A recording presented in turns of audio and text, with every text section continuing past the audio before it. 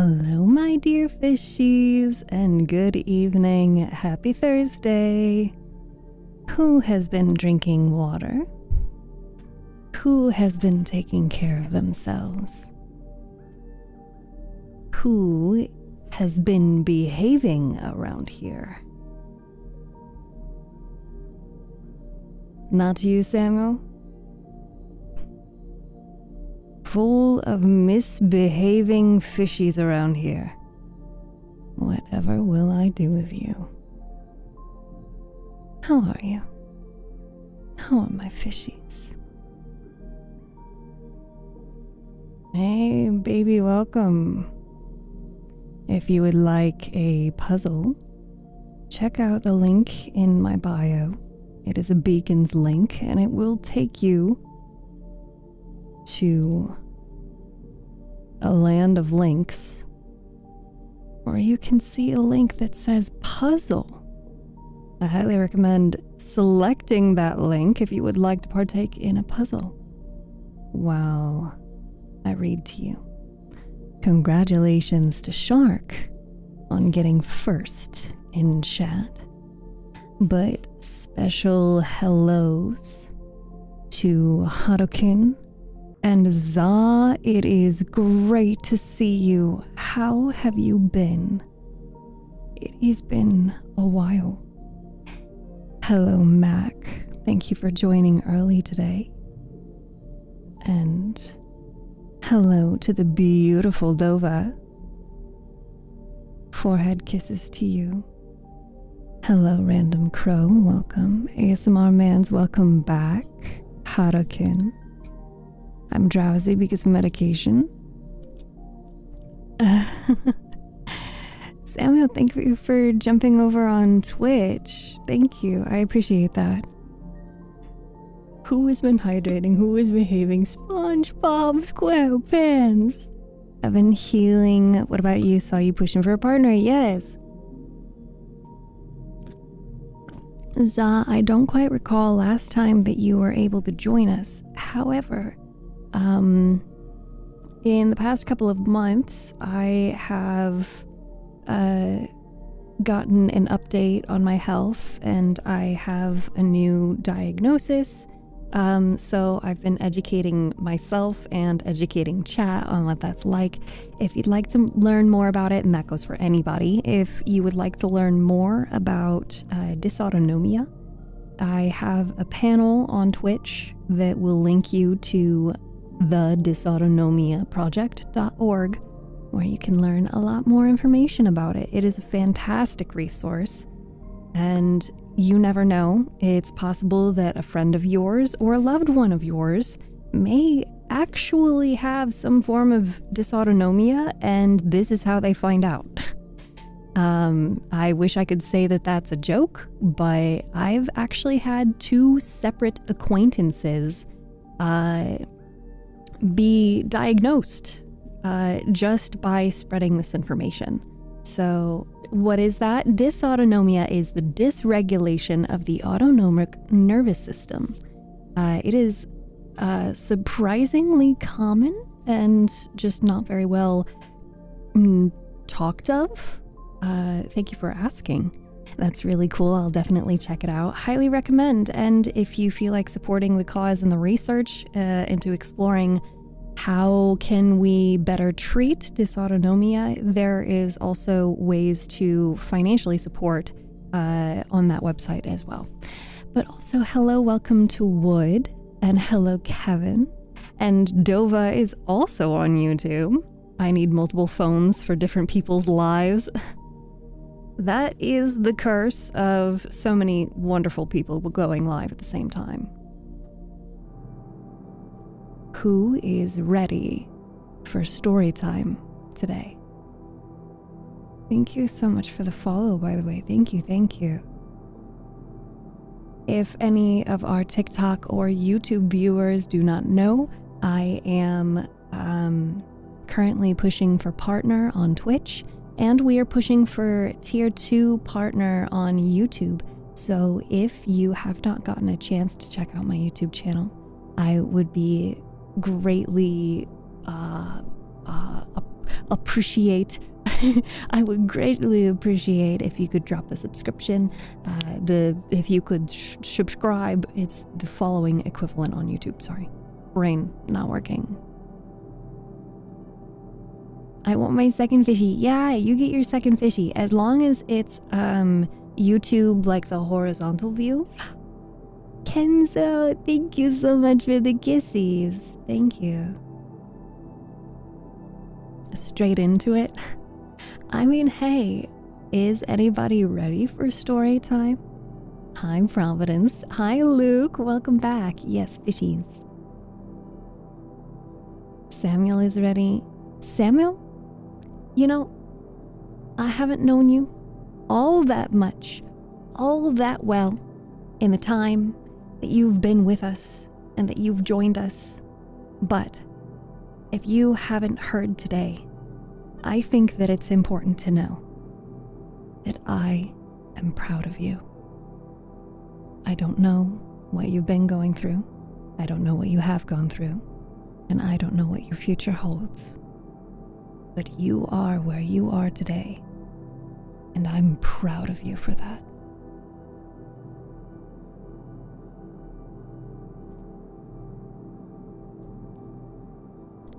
Yes, is Steph proud of you meant to be 449 points? Yes, it is. Hi, Ali. It's good to see you. Welcome back. 23 likes and reposts on the Twitter post. Yay! What's the flavor for today? Currently, I am on my third 32 ounce for the day. And the flavor today is, drumroll,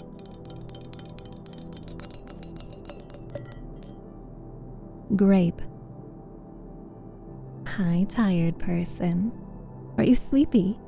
Are you sleepy today?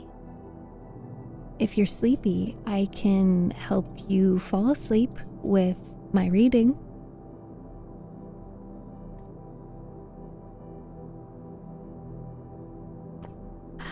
Grape. I won't have a perfect 0. Well, hello, Mila. Milagros. I am sleepy. I always am. Oh, well, I have somewhere for you to rest your sleepy head and let me read to you. Here, I can even dim the lights. So it's a very nice, calm environment. Relaton, thank you so much for joining. Hi. Thank you for the kissies. And when you said, in case you haven't heard today, I was expecting so much, nothing beats a Jet2 holiday. I had to say it like that. I had to. And just a reminder to our OGs and our regulars in Twitch chat, I guess any chat, sorry. In any chat, if you are an OG or a regular, please do welcome in our new viewers as they feel comfortable chatting. It makes people feel welcome to be here. Am I supposed to feel uncomfortable in therapy? I'd say it's normal. I mean, it's normal to be comfortable and also reasonably uncomfortable. Hi, Crimson. We need 75. Yes, 75 viewers average.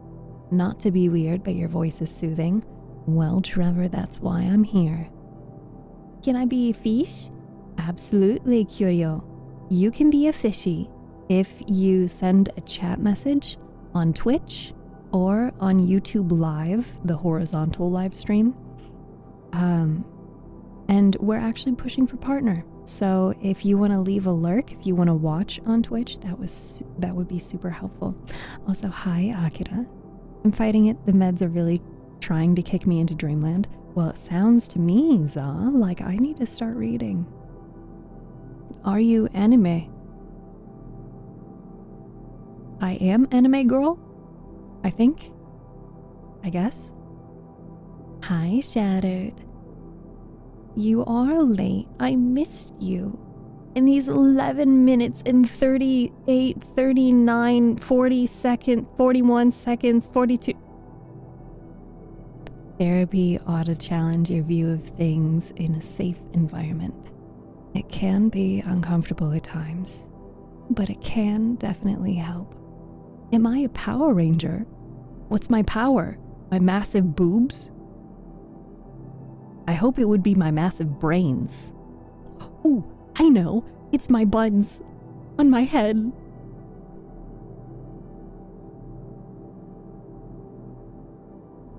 I'm sorry. Don't worry about it, Samuel. I'm just trying to poke fun at the trolls on TikTok chat. I'm on time, I guess. Power to make people sleep? Yes, why didn't I think of that first? It could be all three. My superpower is that I'm a woman. And I have all of it. Give me my fish. Okay, let's take a look. Who has a fishy? Ali, Za, Belaton. Kumakura, ASMR man's Onsdo, Shattered.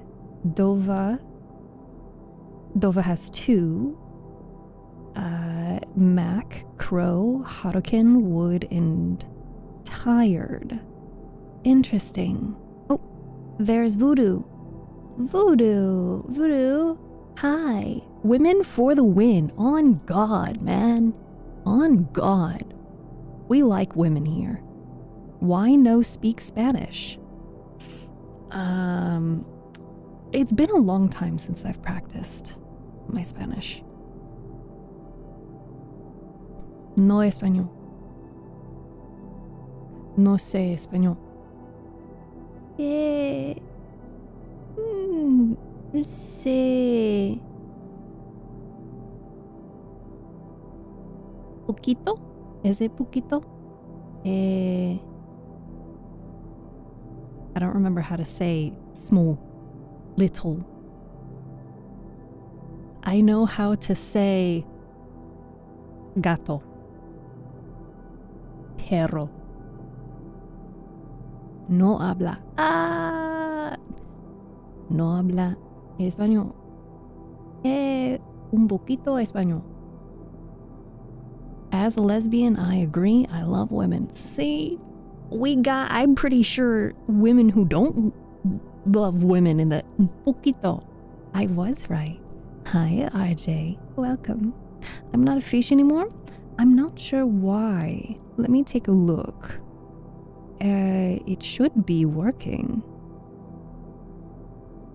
Oh, I know why. I apologize. Let me fix this.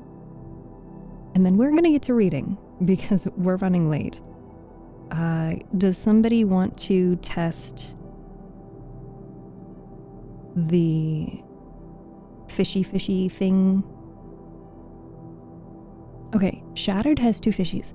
Okay, so for the individuals who are currently watching the live stream on YouTube on Shorts, you have to switch over to the horizontal live stream. So if you go to my channel, you'll see that I am live in 2 places. There's going to be a horizontal and then there's going to be a vertical one. You want the horizontal stream. How do I say your name? Are you YF or are you JG? Or are you GG? Can you speak Hindi? No, I don't know any Hindi. ¿Si hablas español? Un poquito español. Oh, that got me, Harukin. That got me. All right, my beautiful fishies. Niño. Niño? I thought Niño was boy. Like child. Waifu. Hi. Konbanwa. Yokoso, mine. Kya hal chal? I don't know pronunciation. But you know what, Akira? You are giving me a reason to study. Language scholar? Слышите всё, слышите меня читает. Listen, everyone. Listen to my reading.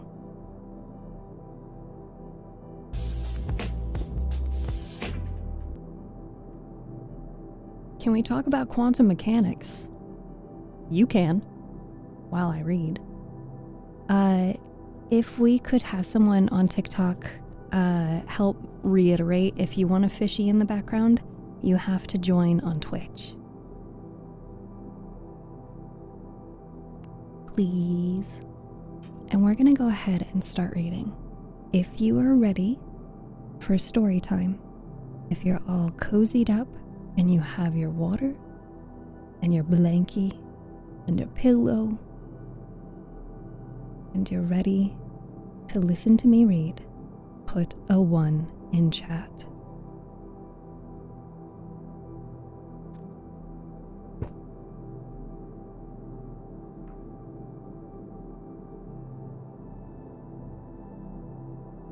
Wycon is ready. Titan is ready. Shattered is kind of ready. Harukin is ready. Trevor is ready. What is the name of the story we are reading? Pride and Prejudice. Dova is ready. Akira is going to sleep. Gigi is ready. Crow is ready. All right. We are resuming from chapter 44. This is 66% of the way through the book.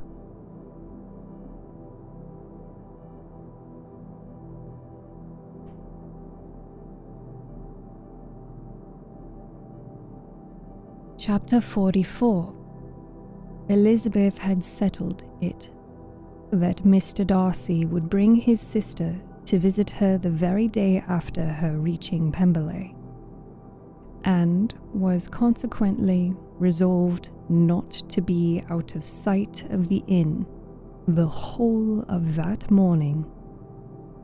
But her conclusion was false, for on the very morning after their arrival at Lambton, these visitors came. They had been walking about the place with some of their new friends, and were just returning to the inn to dress themselves for dining with the same family, when the sound of a carriage drew them to a window, and they saw a gentleman and a lady in a curricle driving up the street. Elizabeth immediately recognized the livery, guessed what it meant, and imparted no small degree of her surprise to her relations by acquainting them with the honor which she expected. Her uncle and aunt were all amazement, and the embarrassment of her manner as she spoke, joined to the circumstance itself, and many of the circumstances of the preceding day, opened to them a new idea on the business. Nothing had ever suggested it before, but they felt that there was no other way of accounting for such attentions from such a quarter than by supposing a partiality for their niece. While these newly born notions were passing in their heads, the perturbation of Elizabeth's feelings was at every moment increasing. She was quite amazed at her own discomposure, but amongst other causes of disquiet, she dreaded lest the partiality of the brother should have said too much in her favor. And, more than commonly anxious to please, she naturally suspected that every power of pleasing would fail her. She retreated from the window, fearful of being seen, and as she walked up and down the room, endeavoring to compose herself, saw such looks of inquiring surprise in her uncle and aunt as made everything worse. Miss Darcy and her brother appeared, and this formidable introduction took place. With astonishment did Elizabeth see that her new acquaintance was at least as much embarrassed as herself. Since her being at Lambton, she had heard that Miss Darcy was exceedingly proud. But the observation of a very few minutes convinced her that she was only exceedingly shy. She found it difficult to obtain even a word from her beyond a monosyllable. Miss Darcy was tall and on a larger scale than Elizabeth, and though little more than 16, her figure was formed, and her appearance womanly and graceful. She was less handsome than her brother, but there was sense and good humor in her face, and her manners were perfectly unassuming and gentle.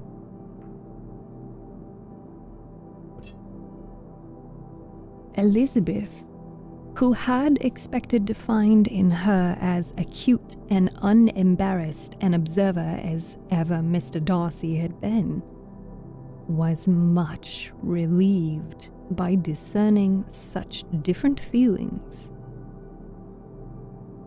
They had not long been together before Mr. Darcy told her that Bingley was also coming to wait on her, and she had barely time to express her satisfaction and prepare for such a visitor, when Bingley's quick step was heard on the stairs, and in a moment he entered the room.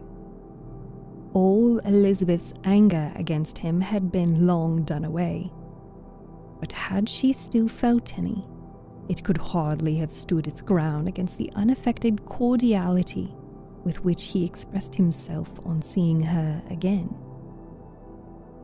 He inquired in a friendly, though general way, after her family, and looked and spoke with the same good-humored ease that he had ever done.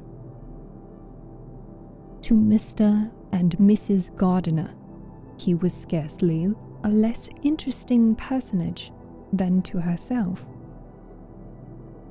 They had long wished to see him.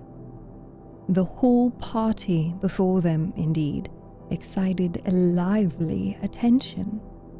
The suspicions which had just arisen of Mr. Darcy and their niece directed their observation towards each with an earnest, though guarded, inquiry. And they soon drew from those inquiries the full conviction that one of them at least knew what it was to love.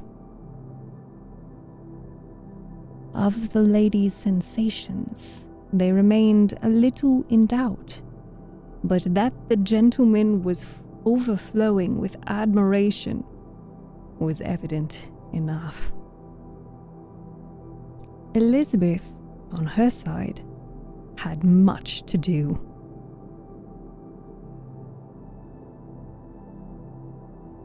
She wanted to ascertain the feelings of each of her visitors.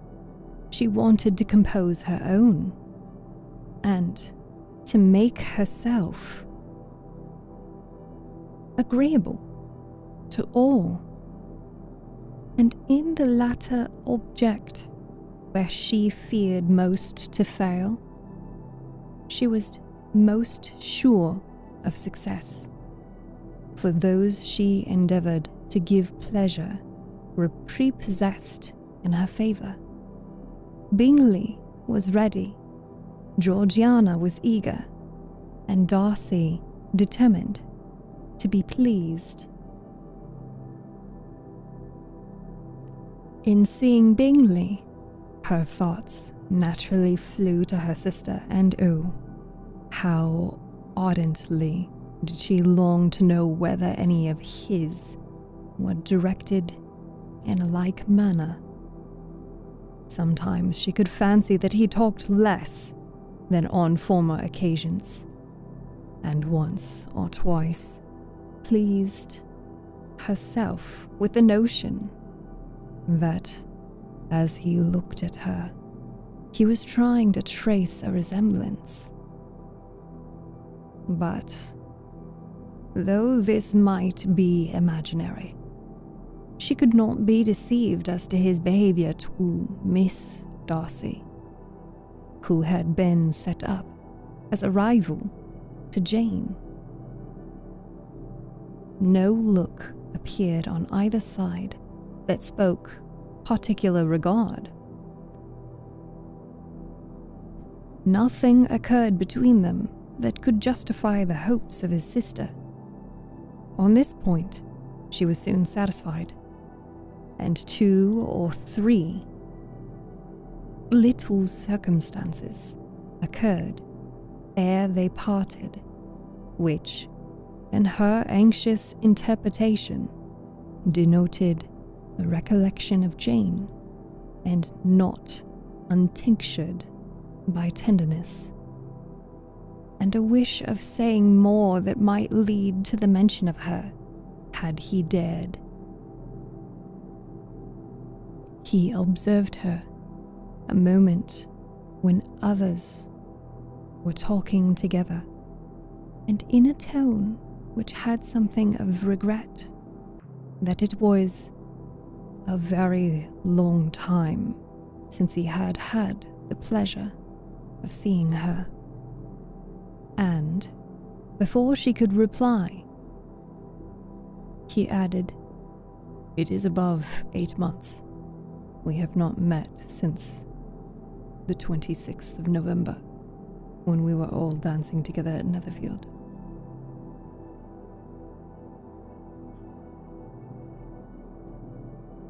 Elizabeth was pleased to find his memory so exact, and he afterwards took occasion to ask her, when unattended to by any of the rest, whether all her sisters were at Longbourn.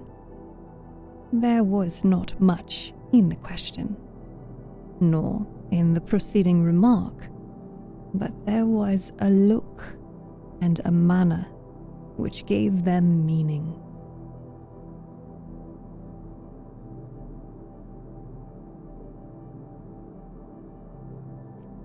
We'll take a pause because we have a raid. Hello, hello, fishies. Hello, new fishies. Welcome, raiders. Rabble. Hi, Rabble. Hi, Flipple. Hi, Chris. Here we come. Reach for your guns because you're getting raided. Welcome. Thank you so much for the raid, Rabble. How was your stream? How are you today? I saw that you were playing a game. How was it? I don't recall what game it was, but I remember that you were playing a game. Yes, Samuel, you have made it. If we do have any mods in chat, could we please give Rabbo a shout out? If you don't know Rabbo, I highly recommend, Battlefield 6, yes! I highly recommend following them and checking them out. I absolutely loved hanging out in Rabbo's stream yesterday. I've only gotten to see Rabbo's ASMR, but I highly recommend it. It was lovely. He's going live again soon for ASMR stream. Oh, cool. That's awesome. So, yes, highly recommend. But if this is your first time here, hi. My name is Steph, and I read books and stories on stream. And right now, we are reading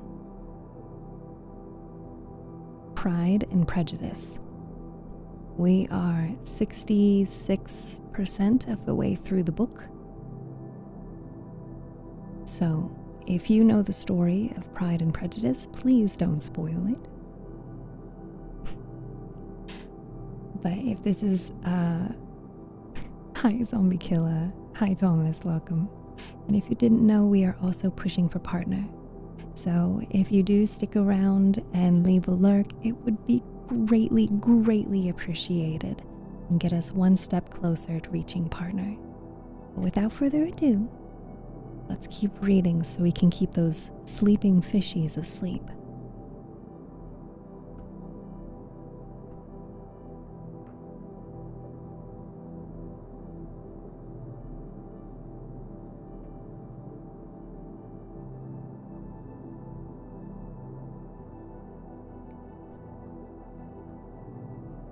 It was not often that she could turn her eyes on Mr. Darcy himself, but whether she did catch a glimpse, she saw an expression of general compliance. And in all that he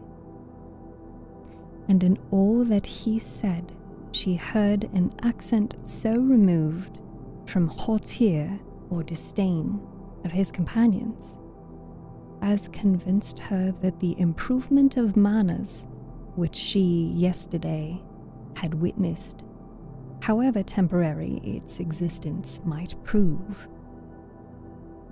had at least outlived one day. When she saw him thus seeking the acquaintance and courting the good opinion of people with whom any intercourse a few months ago would have been a disgrace. When she saw him thus civil, not only to herself, but to the very relations whom he had openly disdained, and recollected their last lively scene in Hunsford Parsonage, the difference, the change was so great and struck so forcibly on her mind that she could hardly restrain her astonishment from being visible.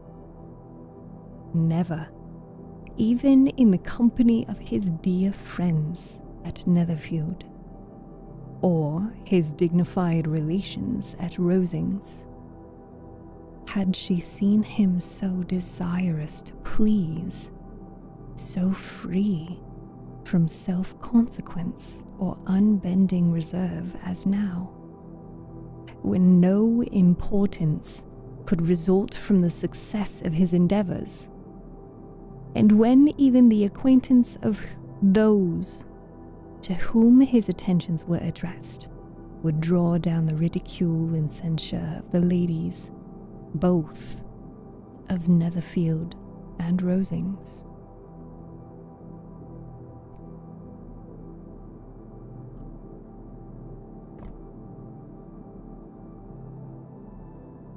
Their visitors stayed with them above half an hour, and when they rose to depart, Mr. Darcy called on his sister to join him in expressing their wish of seeing Mr. and Mrs. Gardiner and Miss Bennet to dinner at Pemberley before they left the country. Miss Darcy, though with a diffidence which marked her little in the habit of giving invitations, readily obeyed. Mrs. Gardiner looked at her niece, desirous of knowing how she, whom the invitation most concerned, felt disposed as to its acceptance. But Elizabeth had turned away her head, presuming, however, that this studied avoidance spoke rather a momentary embarrassment than any dislike of the proposal. And seeing in her husband, who was fond of society, a perfect willingness to accept it, she ventured to engage for her attendance, and the day after the next was fixed on. Bingley expressed great pleasure in the certainty of seeing Elizabeth again, having still a great deal to say to her, and many inquiries to make after all their Hertfordshire friends.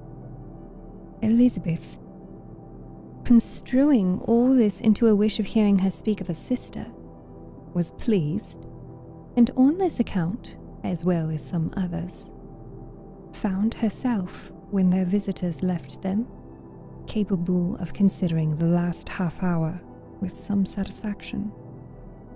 Though, while it was passing, the enjoyment of it had been little.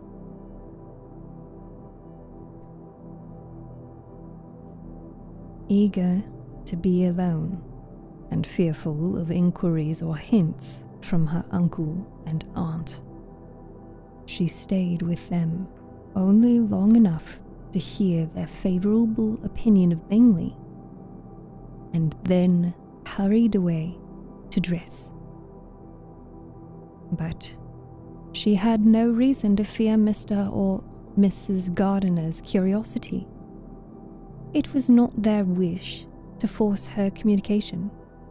It was evident that she was much better acquainted with Mr. Darcy than they had before any idea of it. It was evident that he was very much in love with her.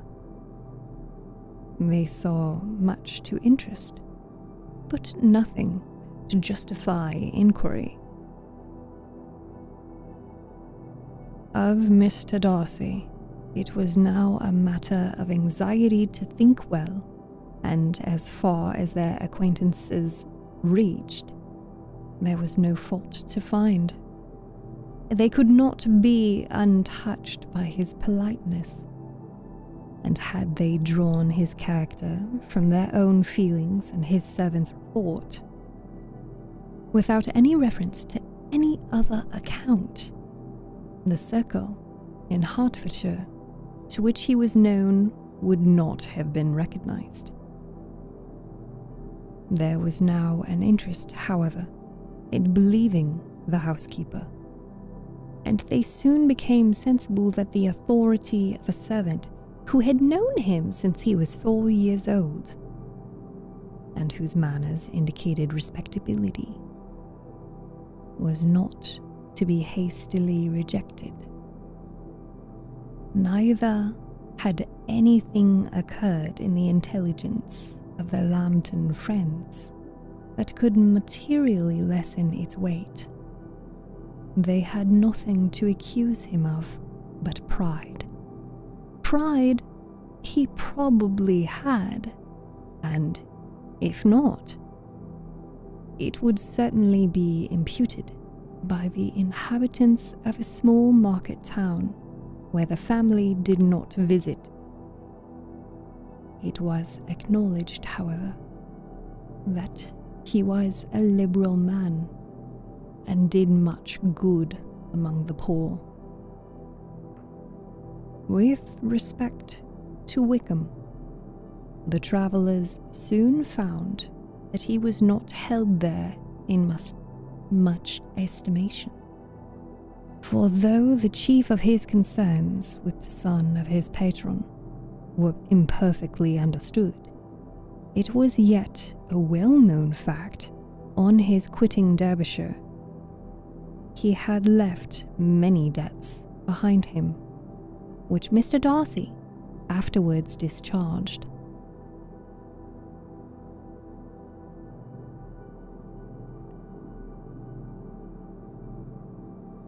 As for Elizabeth, her thoughts were at Pemberley this evening more than the last, and the evening, though as it passed it seemed long, was not long enough to determine her feelings toward one in that mansion, and she lay awake 2 whole hours endeavoring to make them out. She certainly did not hate him. No, hatred had vanished long ago, and she had almost as long been ashamed of ever feeling a dislike against him. That could be so called. The respect created by the conviction of his valuable qualities, though at first unwillingly admitted, had for some time ceased to be repugnant to her feelings, and it was now heightened into somewhat of a friendlier nature by the testimony so highly in his favor, and bringing forward his disposition in so amiable a light, which yesterday had produced. Above all, above respect and esteem, there was a motive within her of goodwill which could not be overlooked. It was gratitude. Gratitude not merely for having once loved her,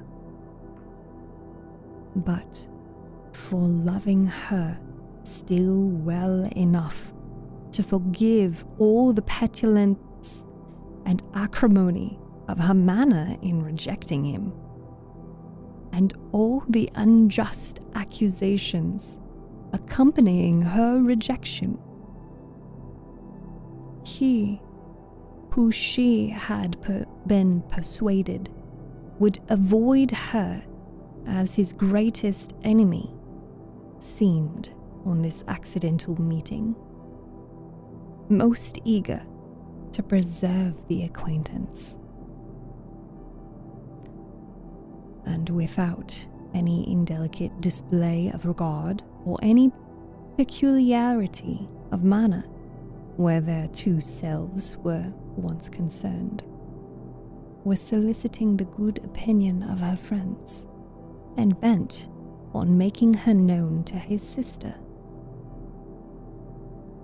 Such a change in a man of so much pride, exciting not only astonishment, but gratitude. For to love, ardent love, it must be attributed, and as such its impression on her was a sort to be encouraged, as by no means unpleasing, though it could not be exactly defined. She respected, she esteemed, she was grateful to him.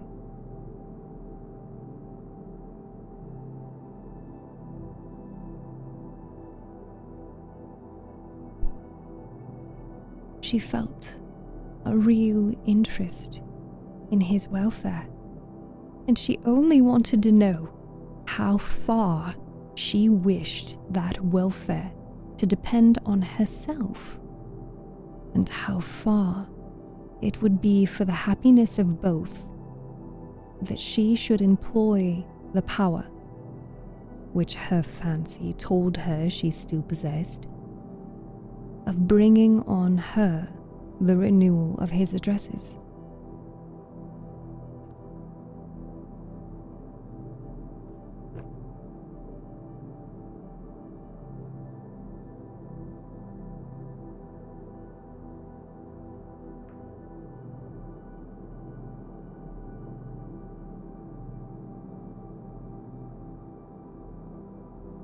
It had been settled in the evening between the aunt and the niece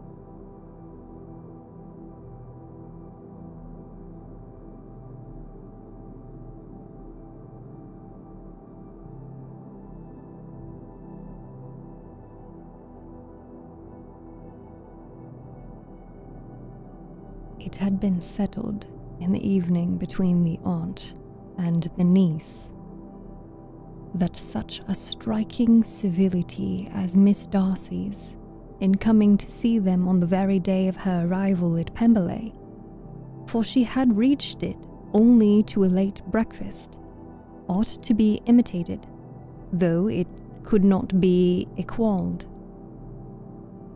By some exertion of politeness on their side, and consequently that it would be highly expedient to wait on her at Pemberley the following morning. They were, therefore, to go. Elizabeth was pleased, though when she asked herself the reason, she had very little to say in reply. Mr. Gardiner left them soon after breakfast. The fishing scene had been renewed the day before, and a positive engagement made of his meeting some of the gentlemen at Pemberley before noon.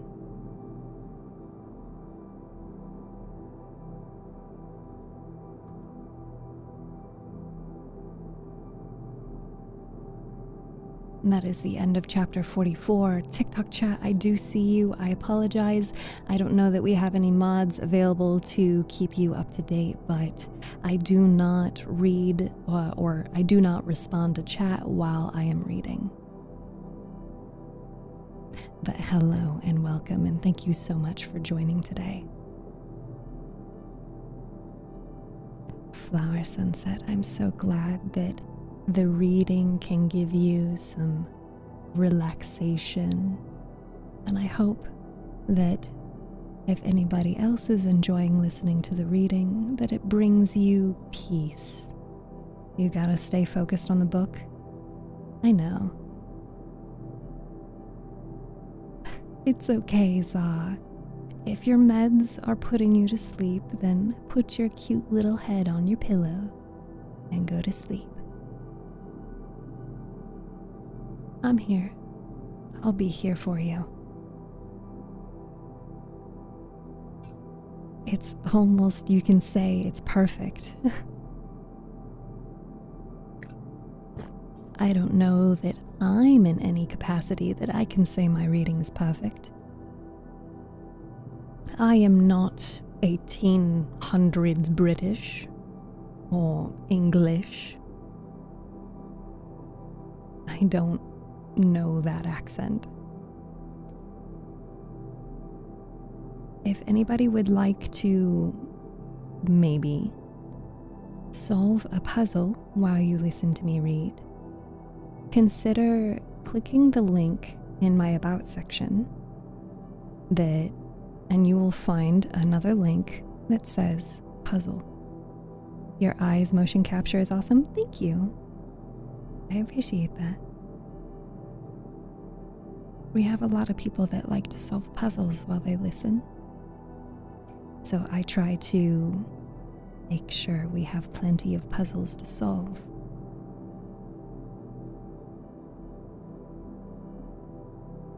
Put a 1 in chat if you are asleep. Anos, thank you for joining. I'm glad that it could bring you some relaxation. Also, big thank you to our gifters on TikTok. Thank you to Angamon-chan and Itzy. Thank you. Thank you so much for the gifts. I appreciate it. And thank you so much to Bubble and Mystic Fox. I greatly appreciate it.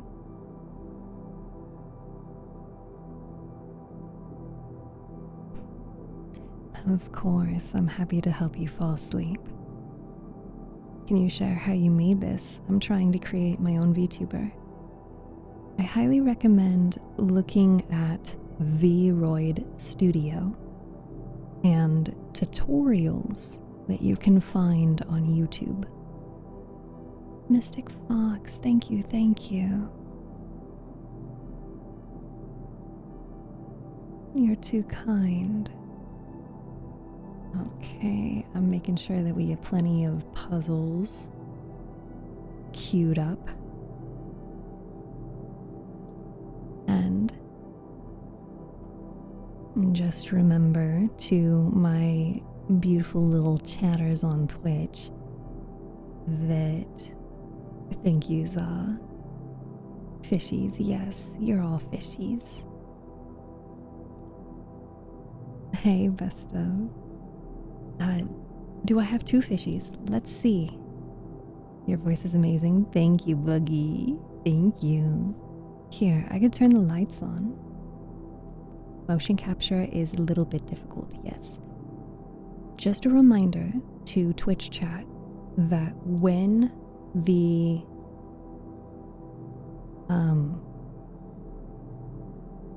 puzzle is solved, you do need to send a message in chat that says puzzle is done, in order to let me know that the puzzle is done.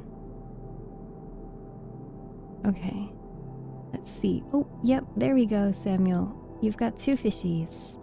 One next to Shark, and one kind of out there by its lonesome. We got a crunchy taco. Dova has two, Shattered has two. If you want two fishies, then you have to send a chat message on Twitch and a chat message on YouTube Live, the horizontal view. That's how you get two fishies. If you just want one, you can send a message on Twitch and leave a lurk while you're at it. Leave a lurk because we are trying to reach Twitch partner. Harukin has redeemed siren singing. So, for the next 5 minutes, we are going to sing. And if you have never been on my stream before, siren singing is like a little bit of vocalization and some humming with reverb, and I turn off the background music. Shattered. Who's a good fishy? Who's a good fishy? It's you. You're a good fishy. Now I don't know which chat to type in now. You could type in all of them. Mystic Fox, yes, I call it siren singing because we're underwater. Leuna, thank you. Thank you so much. All right, siren singing time. Oh, it's been a while. I don't know if I'm ready for this. Thank you for the dolphin.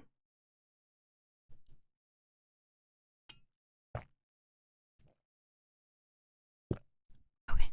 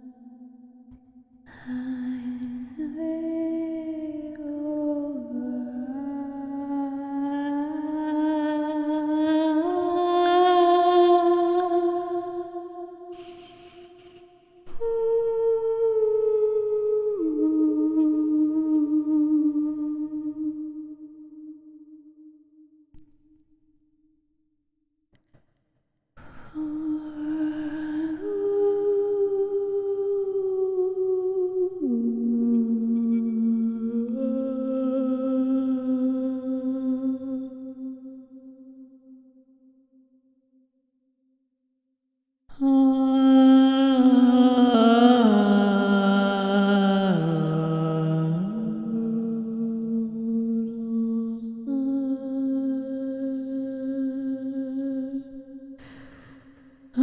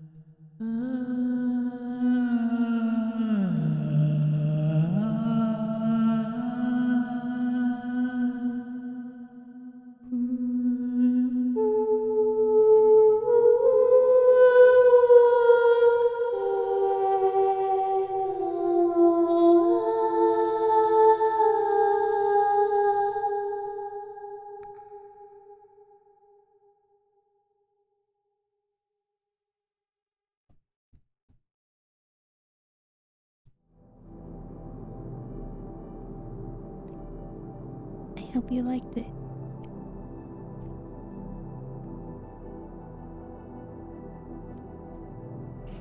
Anyway, if you're ready to resume story time, put a 1 in chat. Of course, of course. Yes, Leuna, I use Bordeaux. Hi, Braxis. Hi. We still have an hour. It's not the end yet. It was great. Thank you, Allie. And the best of, like, giving goosebumps is such a high compliment. Thank you. Maybe I'll redeem another song. It might be a one-time redeem per stream, but I wouldn't be opposed to doing another one. An angel sing to us, chat. We love it. I love to sing for you guys. I do. I really do. I'll save it. Okay. 20-minute cooldown. Oh, okay. So we can do more than one? The singing is all I need to sleep. I will say that there have been many people who enjoy the siren singing that I would be inclined. I do have a YouTube video of me doing siren singing, but it was like my first or second time doing siren singing. I'm thinking that I want to do siren singing and make a new YouTube video of it, and it would be a 2-hour video of me just singing.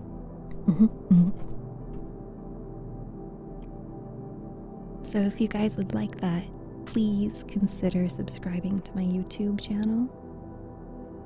Please, please, please, pretty please. With a starfish on top. please. Hi, Atlantis. I know, Samuel, I saw your message. Did you miss the singing?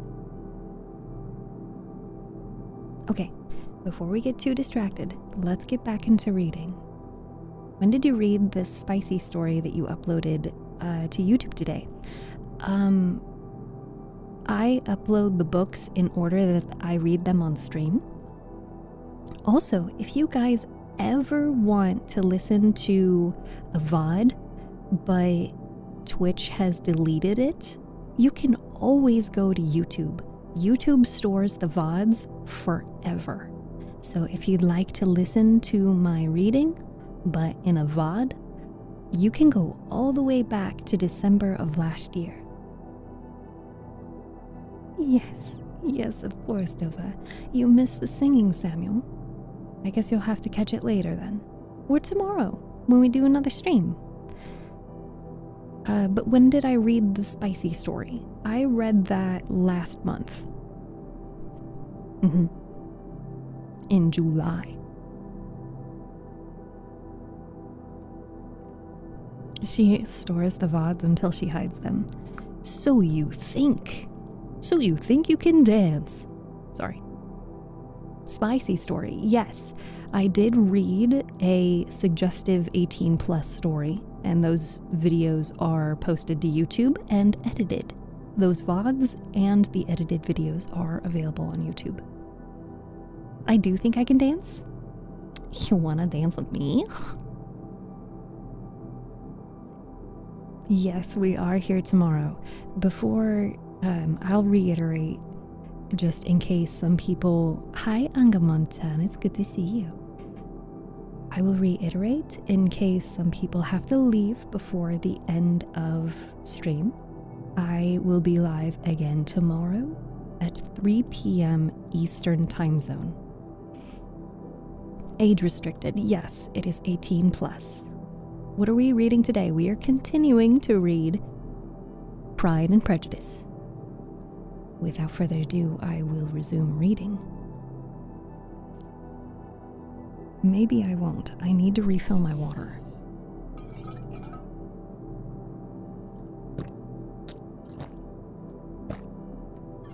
I'm so sorry, that is so loud. I am straight up gulping in your ears. That is so disrespectful of me. I'm watching on Twitch, but on chat on YouTube, my phone is freaking out. You know what? That's great ASMR. Absolutely not. What? You don't want me to turn that down?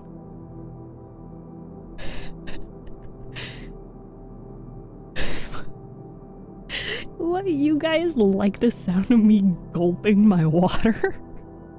Turn it up? Maybe another time. You know what? I am gonna start a channel point challenge on Twitch. That if you guys raise an hi Thomber swallowing ASMR, that's crazy. If you guys want me to do actual ASMR, like normal people, traditional ASMR, we can do a channel point challenge. How would you guys like that?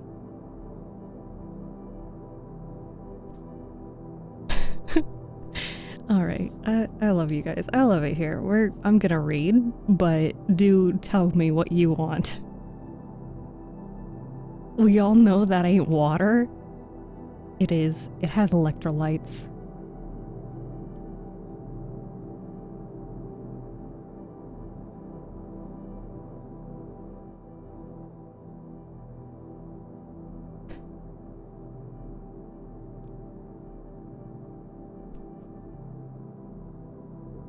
Chapter 45. Convinced as Elizabeth now was that Miss Bingley's dislike of her had originated in jealousy, she could not help feeling how unwelcome her appearance at Pemberley must be to her, and was curious to know with how much civility on that lady's side, the acquaintance would now be renewed. On reaching the house, they were shown through the hall into the saloon, whose northern aspect rendered it delightful for summer. Its windows opening to the ground admitted a most refreshing view of the high woody hills behind the house, and of the beautiful oaks and Spanish chestnuts which were scattered over the intermediate lawn. In this house, they were received by Miss Darcy, who was sitting there with Mrs. Hurst and Miss Bingley, and the lady with whom she lived in London.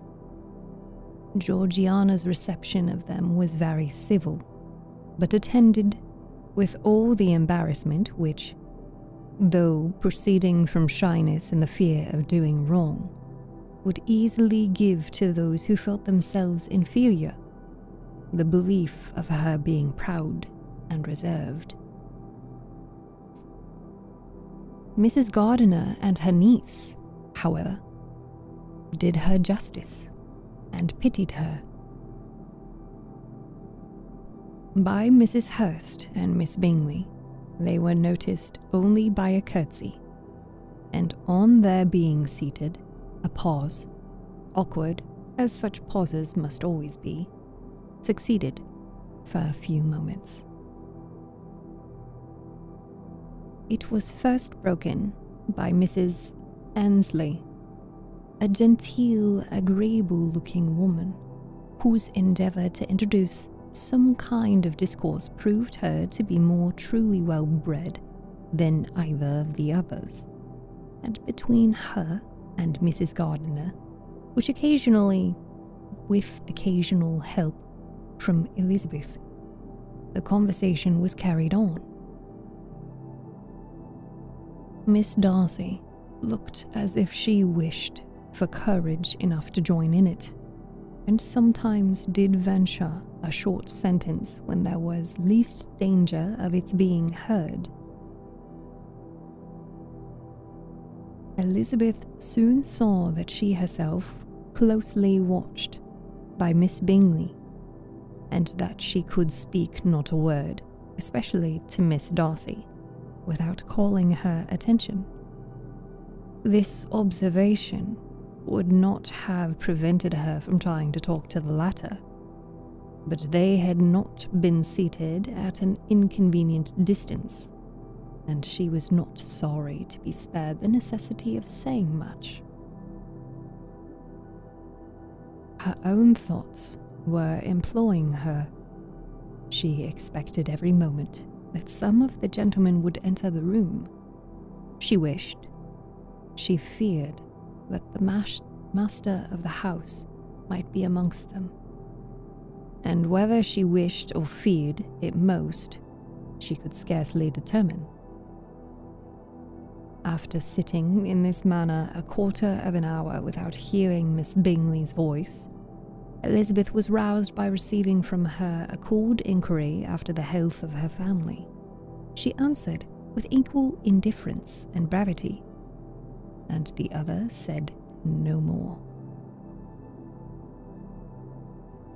The next variation which their visit afforded was produced by the visit of servants, with cold meat, cake, and a variety of all the finest fruits in season. But this did not take place till after many a significant look and smile from Mrs. Annesley to Miss Darcy had been given to remind her of her post. There was now employment for the whole party, for though they could not talk, they could all eat, and the beautiful pyramids of grapes, nectarines, and peaches soon collected them round the table.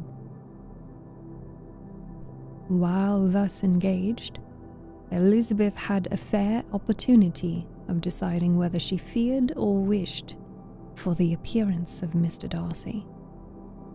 by the feelings which prevailed on his entering the room, and then, though but a moment before she had believed her wishes to predominate, she began to regret that he came.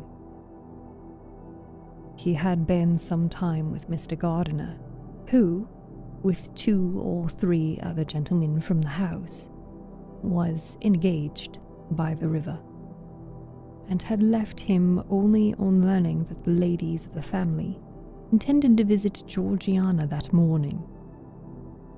No sooner did he appear than Elizabeth wisely resolved to be perfectly easy and unembarrassed. A resolution the more necessary to be made, but perhaps not the more easily kept, because she saw that the suspicions of the whole party were awakened against them, and that there was scarcely an eye which did not watch his behavior when he first came into the room. In no countenance was attentive curiosity so strongly marked as in Miss Bingley's, in spite of the smiles which overspread her face, whether she spoke to one of its objects. For jealousy had not yet made her desperate, and her attentions to Mr. Darcy were by no means over. Miss Darcy, on her brother's entrance, exerted herself much more to talk, and Elizabeth saw that he was anxious for his sister and herself to get acquainted, and forwarded, as much as possible, every attempt at conversation on either side. Miss Bingley saw all this likewise, and, in the imprudence of anger, took the first opportunity of saying with sneering civility, "Pray, Miss Eliza, are not the militia removed from Meryton? They must be a great loss to your family." In Darcy's presence, she dared not mention Wickham's name, but Elizabeth instantly comprehended that he was uppermost in her thoughts, and the various recollections connected with him gave her a moment's distress. But, exerting herself vigorously to repel the ill-natured attack, she presently answered the question. In a tolerably detached tone. While she spoke, an involuntary glance showed her Darcy, with a heightened complexion, earnestly looking at her, and his sister overcome with confusion, and unable to lift up her eyes. Had Miss Bingley known what pain she was then giving her beloved friend, she undoubtedly would have refrained from the hint, but she had merely intended to discompose Elizabeth by bringing forward the idea of a man to whom she believed her partial, to make her betray a sensibility which might injure her in Darcy's opinion, and perhaps to remind the latter of all the follies and absurdities by which some part of her family were connected with the call. Not a syllable had ever reached her of Miss Darcy's meditated elopement. No creature had it been revealed where secrecy was possible, except to Elizabeth. And from all Bingley's connections, her brother was particularly anxious to conceal it, from the very wish which Elizabeth had long ago attributed to him, of their becoming hereafter her own. He had certainly formed such a plan, and without meaning that it should effect his endeavour to separate him from Miss Bennet. It is probable that it might add something to his lively concern for the welfare of his friend. Elizabeth's quieted behaviour, however, soon quieted his emotion, And as Miss Bingley, vexed and disappointed, dared not approach near to Wickham, Georgiana also recovered in time, though not enough to be able to speak any more. Her brother, whose eye she feared to meet, scarcely recollected her interest in the affair, and the very circumstance which had been designed to turn his thoughts from Elizabeth seemed to have fixed them on her more and more cheerfully.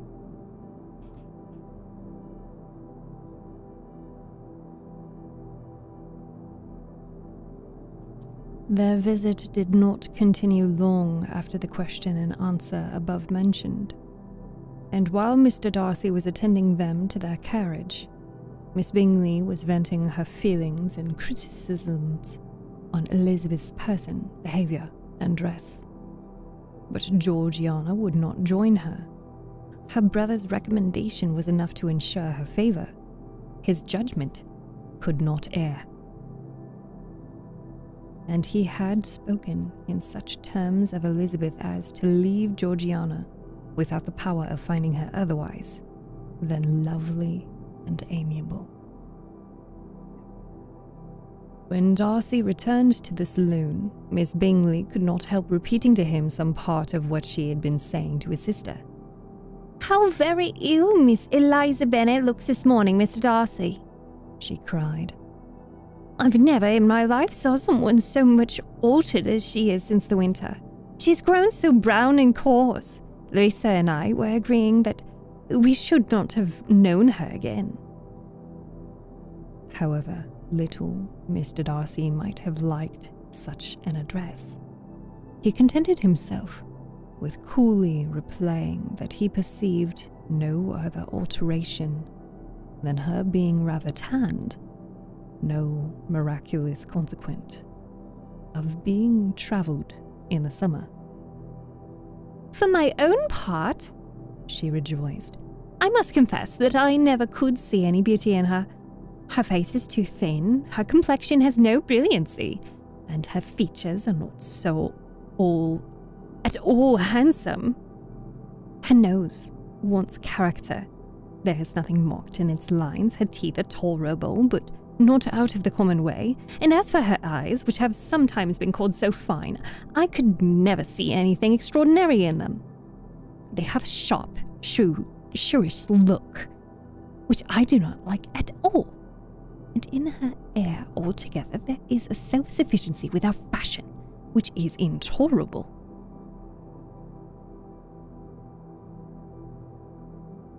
Persuaded as Miss Bingley was that Darcy admired Elizabeth, this was not the best method of recommending herself. But angry people are not wise. And in seeing him at last look somewhat nettled, she had all the success she expected. He was resolutely silent, however, and, from a determination of making him speak, she continued. "I remember, when we first knew her in Hertfordshire, how amazed we all were to find that she was a very reputed beauty. And I particularly recollect your saying one night after they had been dining at Netherfield, 'She, a beauty. I should as soon call her mother a wit.' But afterward, she seemed to improve on you, and I believe you thought her rather pretty at one time." "Yes," replied Darcy, who could contain himself no longer.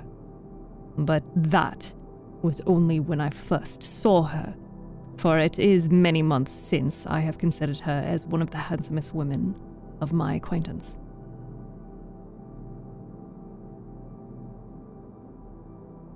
He then went away, and Miss Bingley was left to all the satisfaction of having forced him to say what gave no one any pain but herself. Mrs. Gardiner and Elizabeth talked of all that had had occurred during their visit as they returned, except what had particularly interested them both. The look and behavior of everybody they had seen were discussed, except of the person who had mostly engaged their attention. They talked of his sister, his friends, his house, his fruit, of everything but himself.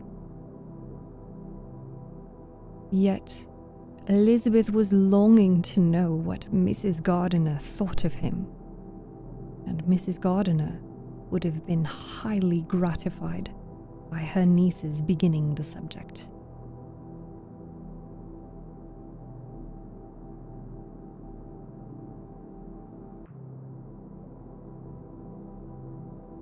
Chapter 46.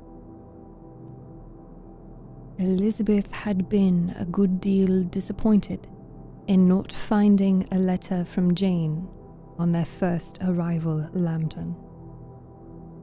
And this disappointment had been renewed on each of the mornings that had now been spent there. But on the third, her repining was over, and her sister justified, by the receipt of 2 letters from her at once. Of one which was marked that it had been missent elsewhere. Elizabeth was not surprised at it, as Jane had written the direction remarkably ill.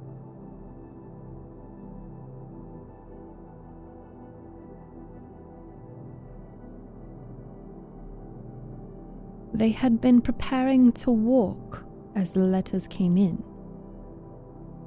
and her uncle and aunt, leaving her to enjoy them in quiet, set off by themselves.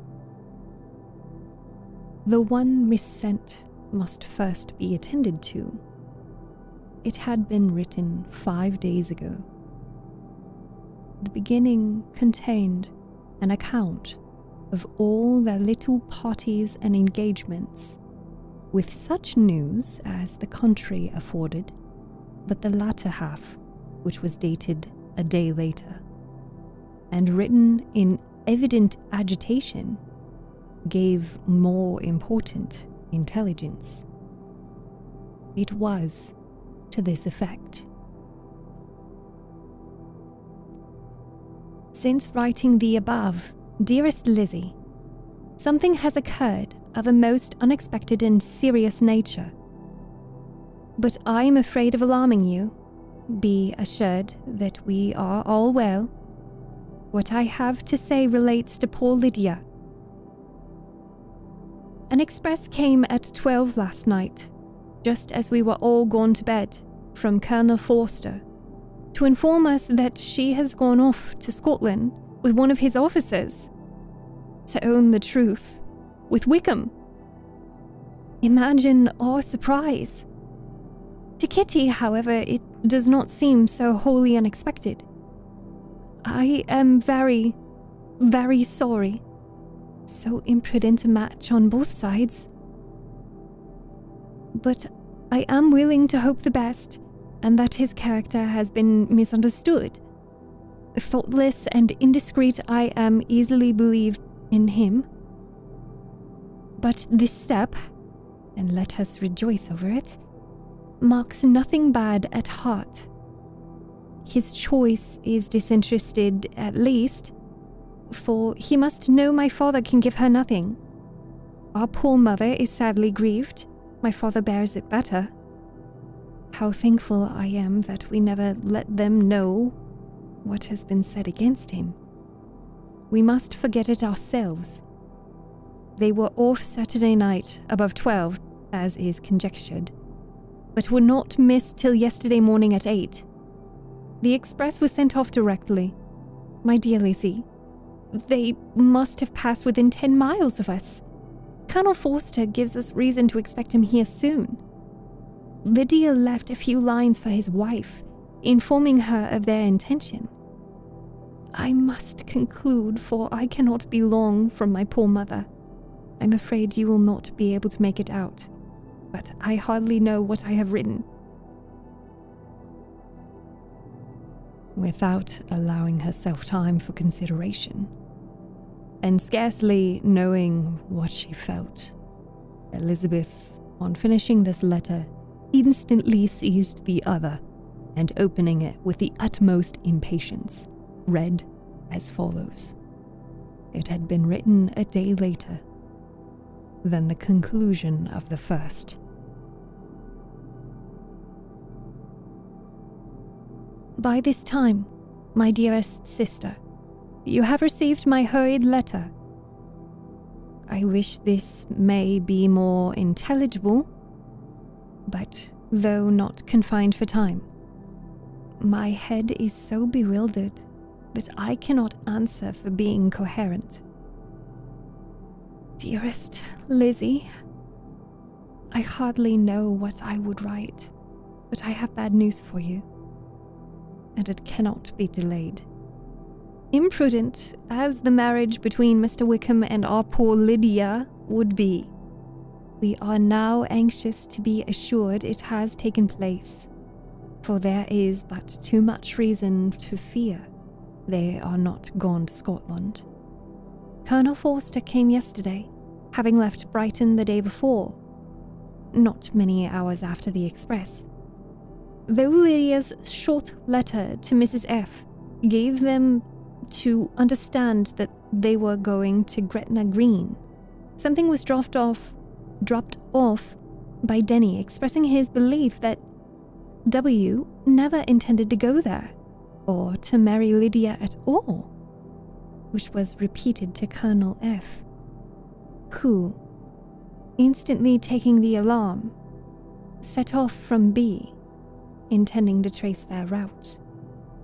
He did trace them easily to Clapham, but no further, for on entering that place they removed into a hackney coach and dismissed the chase that brought them from Epsom. All that is known after this, that they were seen to continue the London road. I know not what to think. After making every possible inquiry on that side London, Colonel Forster came on into Hertfordshire, anxiously renewing them at all the turnpikes, and at the inns in the Barnet and Hatfield, but without any success. No such people had seen them pass through. With the kindest concern he came on to Longbourn, and broke his apprehensions to us in a manner most creditable to his heart. I am sincerely grieved for him and Mrs. Forster, but no one can throw any blame on them. Our distress, my dear Lizzie, is very great. My father and mother believe the worst, and I cannot think so ill of him. Many circumstances might make it more eligible for them to be married privately in town than to pursue their first plan, and even if he could form such a design against a young woman of Lydia's connections, which is not likely, can I suppose her so lost to everything? Impossible.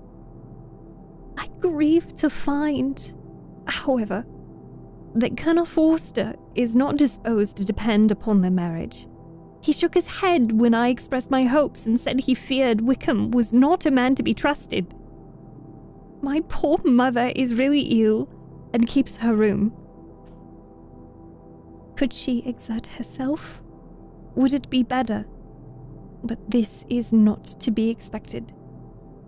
As to my father, I never in my life saw him so affected. Poor Kitty has anger for having concealed their attachment, but as it was a matter of confidence, you cannot wonder. I am truly glad, dearest Lizzie, that you have been spared something of these distressing scenes. But now, as the first shock is over, shall I own that I long for your return? I am not so selfish, however, as to press for it, if inconvenient. Adieu. I take up my pen again, to do what I have just told you I would not. But circumstances are such that I cannot help earnestly begging you all to come here as soon as possible. I know my dear uncle and aunt so well that I am not afraid of requesting it. Though, I have still something more to ask of the former. My father is going to London with Colonel Forster instantly to try to recover her. What he means to do, I am sure I know not. But his excessive distress will not allow him to pursue any measure in the best and safest way. And Colonel Forster is obliged to be at Brighton again tomorrow evening. In such an exigence, my uncle's advice and assistance would be everything in the world. He will immediately comprehend what I must feel, and I rely upon his goodness. Oh, where is my uncle? Cried Elizabeth, darting from her seat as she finished the letter. An eagerness to follow him without losing a moment of time so precious. But as she reached the door, it was opened by a servant, and Mr. Darcy appeared. Her pale face and impetuous manner made him start, and before he could recover himself to speak, she, in whose mind every idea was superseded by Lydia's situation, hastily exclaimed, "I beg your pardon, but I must leave you. I must find Mr. Gardiner this moment on business that cannot be delayed. I have not an instant to lose." "Good God, what is the matter?" cried he, with more feeling than politeness. Then recollecting himself, "I will not detain you a minute, but let me, or let the servant go after Mr. and Mrs. Gardiner. You are not well enough, you cannot go yourself." Elizabeth hesitated, but her knees trembled under her, and she felt how little would be gained by her attempting to pursue them. Calling back the servant, therefore, she commissioned him, though in so breathless an accent as made her almost unintelligible, to fetch his master and mistress home immediately. On his quitting the room, she sat down, unable to support herself and looking so miserably ill that it was impossible for Darcy to leave her, or to refrain from saying in a tone of gentleness and commiseration, "Let me call your maid. Is there nothing you could take to give you present relief? A glass of wine? Shall I get you one? You are very ill." "No, I thank you," she replied, endeavoring to recover herself. "There is nothing the matter with me. I am quite well.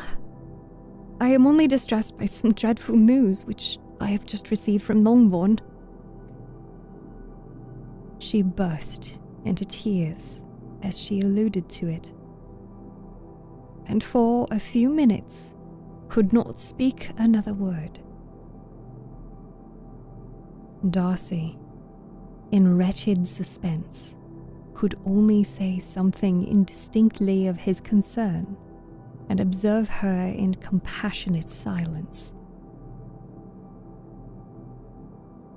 At length, she spoke again. "I have just had a letter from Jane with such dreadful news. It cannot be concealed from anyone. My younger sister has left all her friends, has eloped, has thrown herself into the power of Mr. Wickham. They are gone off together from Brighton. You know him too well to doubt the rest. She has no money, no connections, nothing that can tempt him to. She is lost forever." Darcy, was fixed in astonishment. When I consider, she added, in a yet more agitated voice, that I might have prevented it, I, who knew what he was, had I but explained some part of it only, some part of what I learned to my own family. Had his character been known, this could not have happened. But it is all too late now. I'm grieved indeed, cried Darcy. Grieved, shocked. But is it certain? Absolutely certain? Yes, oh, yes. They left Brighton together on Sunday night and were gone almost to London. But not beyond. They're certainly not gone to Scotland. And what has been done? What has been attempted to recover her?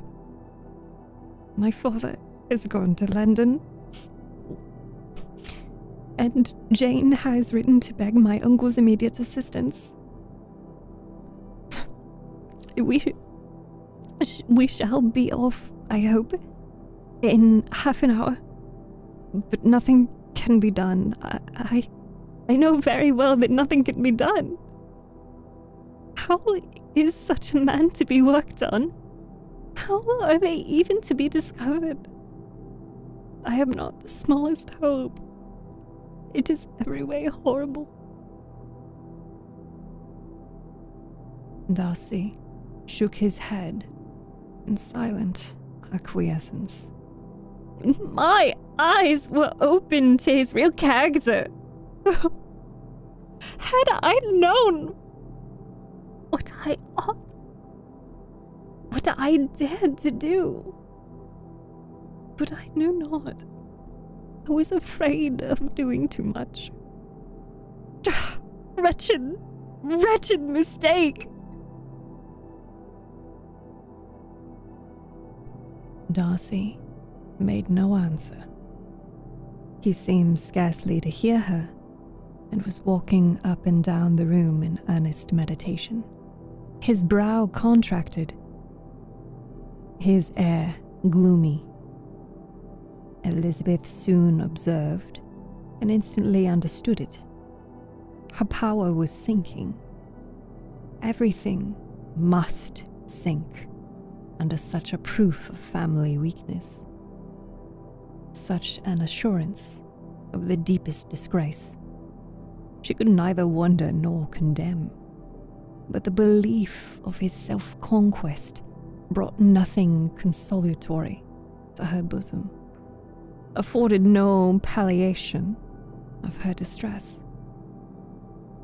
It was, on the contrary, exactly calculated to make her understand her own wishes, and never had she so honestly felt that she could have loved him as now, when all love must be vain. But self, though it would intrude, could not engross her. Lydia, the humiliation, the misery she was bringing on them all, soon swallowed up every private care, and covering her face with her handkerchief, Elizabeth was soon lost to everything else. And, after a pause of several minutes, was only recalled to a sense of her situation by the voice of her companion, who, in a manner which, though it spoke compassion, spoke likewise restraint, said, "I am afraid you have been long desiring my absence, nor have I anything to plead in excuse of my stay, but real, though unavailing, concern. Would to heaven that anything could either be said or done on my part that might offer consolation to such distress. But I will not torment you with vain wishes, which may seem purposely to ask for your thanks. This unfortunate affair will, I fear, prevent my sisters having the pleasure of seeing you at Pemberley today. Yes. Be so kind as to apologize for us to Miss Darcy. Say that urgent business calls us home immediately. Conceal the unhappy truth as long as it is possible. I know it cannot be long. He readily assured her of his secrecy, again expressed his sorrow for her distress, which seemed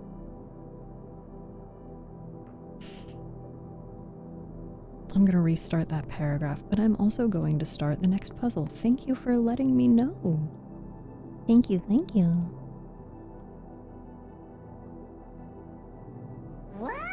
What?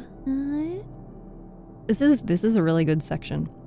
I am absolutely going to take highlights from this section. And I'm posting these to TikTok. So if you're on TikTok, or if you're following me on TikTok, you should, you're probably gonna see these videos come back later.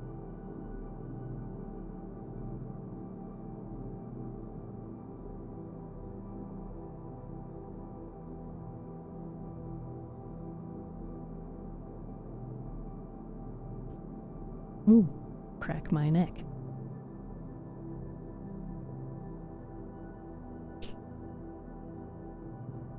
Let's switch up the camera angle.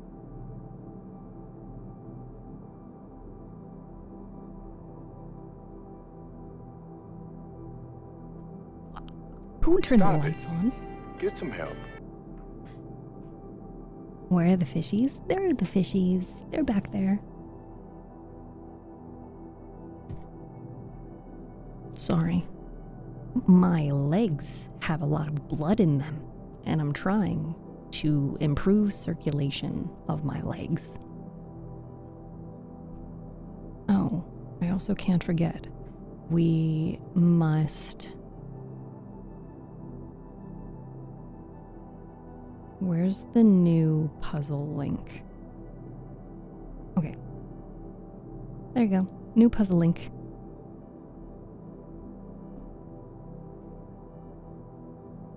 All right. We resume. Sorry for the interruption.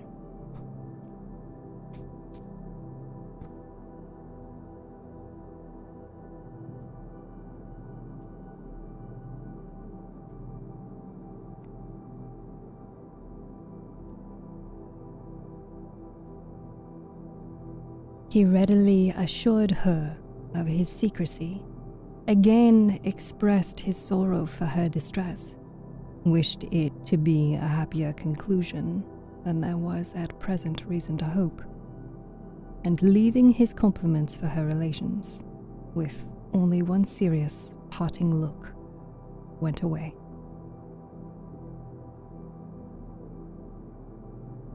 As he quitted the room, Elizabeth felt how improbable it was that they should ever see each other again, on such terms of cordiality as had marked their several meetings in Derbyshire. And as she threw a retrospective glance over the whole of their acquaintance, so full of contradictions and varieties, sighed at the perverseness of those feelings which would now have promoted its continuance, and would formerly have rejoiced in its termination. If gratitude and esteem were good foundations of affection, Elizabeth's change of sentiment will be neither improbable nor faulty. But if otherwise, if regard springing from such sources is unreasonable or unnatural, in comparison of what is so often described as arising on a first interview with its object, and even before two words have been exchanged, Nothing can be said in her defense, except that she had given somewhat of a trial to the latter method in her partiality for Wickham, and that its ill success might, perhaps, authorize her to seek the other less interesting mode of attachment. Be that as it may, she saw him go with regret, and in this early example of what Lydia's infamy must produce, found additional anguish as she reflected on the wretched business.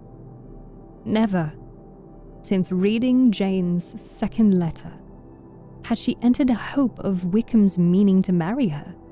No one but Jane, she thought, could flatter herself with such an expectation. Surprise was the least of her feelings on this development, while the contents of the first letter remained in her hand, in her mind. She was all surprise, all astonishment that Wickham should marry a girl whom it was impossible he could marry for money, and how Lydia could ever have attached him had appeared incomprehensible. But now it was all too natural. For such an attachment as this she might have sufficient charms, though she did not suppose Lydia to be deliberately engaging in an elopement without the intention of marriage. She had no difficulty in believing that neither her virtue nor her understanding would preserve her from falling an easy prey. She had never perceived, while the regiment was in Hertfordshire, that Lydia had any partiality to him. But she was convinced that Lydia wanted only encouragement to attach herself to anybody.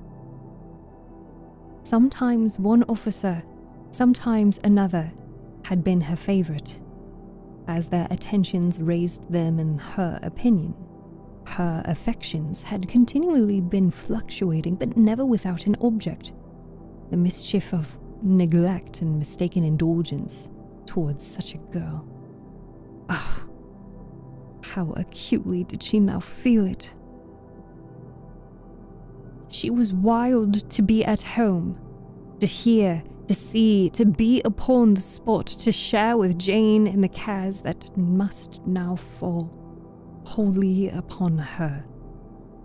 In a family so deranged, a father absent, a mother incapable of exertion, and requiring constant attendance.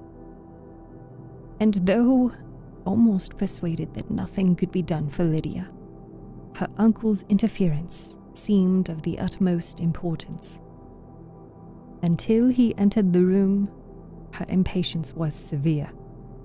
Mr. and Mrs. Gardiner had hurried back in alarm, supposing by the servant's account that their niece was taken suddenly ill, but satisfying them instantly on that head, she eagerly communicated the cause of their summons, reading the two letters aloud, dwelling on the postscript of the last with trembling energy.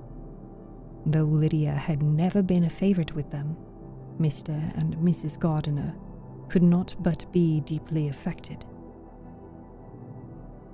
Not Lydia only, but all were concerned in it, and after the first exclamations of surprise and horror, Mr. Gardiner promised every assistance in his power. Elizabeth, though expecting no less, thanked him with tears of gratitude, and all three being actuated by one spirit, everything relating to their journey was speedily settled. They were to be off as soon as possible. "But what is to be done about Pemberley?" cried Mrs. Gardiner. "John told us Mr. Darcy was here when you sent for us. Was it so?" "Yes, and I told him we should not be able to keep our engagement. That is all settled." "What is all settled?" repeated the other, as she ran into her room to prepare. "Are they upon such terms as for her to disclose the real truth? Ugh, that I knew how it was." But wishes were in vain, or at least could only serve to amuse her in the hurry and confusion of the following hour. Had Elizabeth been at leisure to be idle, she would have remained certain that all employment was impossible to one so wretched as herself, but had her share of business as well as her aunt, and amongst the rest, there were notes to be written to all their friends at Lambton, with false excuses for their sudden departure. An hour, however, saw the whole completed, and Mr. Gardiner, meanwhile having settled his account at the inn, nothing remained to be done but to go. And Elizabeth, after all the misery of the morning, found herself, in a shorter space of time than she could have supposed, seated in the carriage and on the road to Longbourn.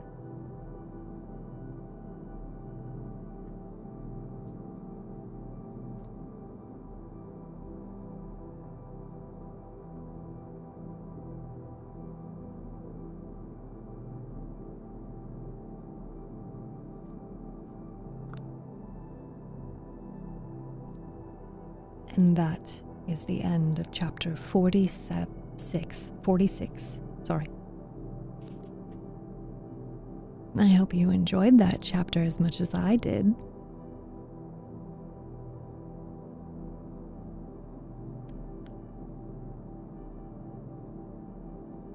Big stretchies, chat. Big stretchies. Oh.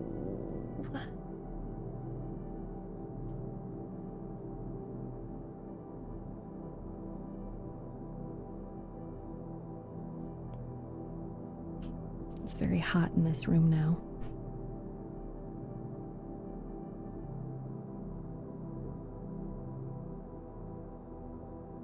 Are my cute little fishies asleep?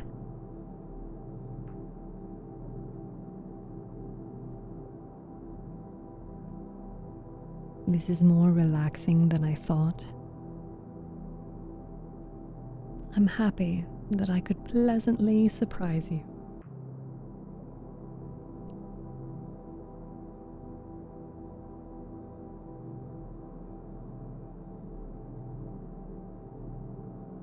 Is no one partaking in the puzzle?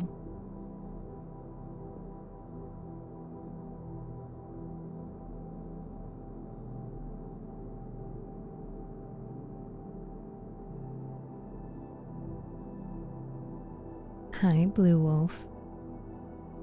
Welcome back. It's good to see you.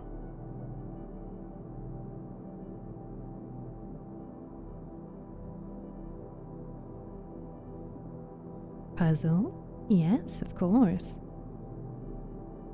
If you check out the link in my profile, it's a Beacons link, and it will take you to my website where you can click another button that says puzzle.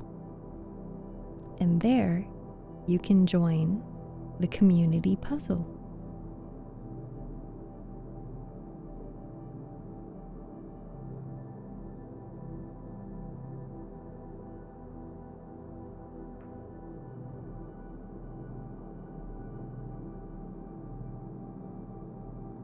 I'm so proud of seeing all the beautiful fishies we have in the background. I love seeing all the fishies.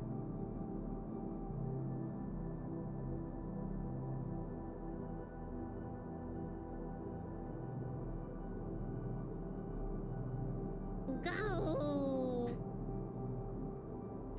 What was that, Harukin?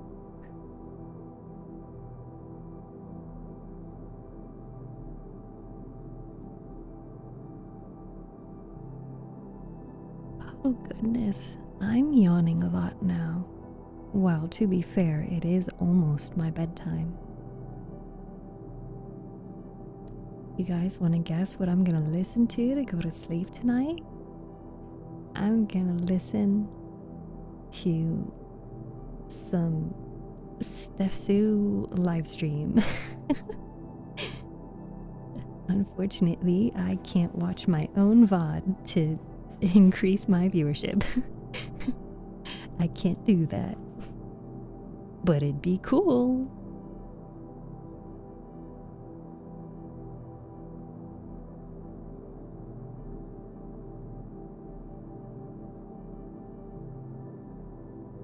If you guys didn't know, you can also join the Fishy Puzzlers community. You just connect your Twitch account. Yeah, you connect your Twitch account. I don't think you have to, but you can.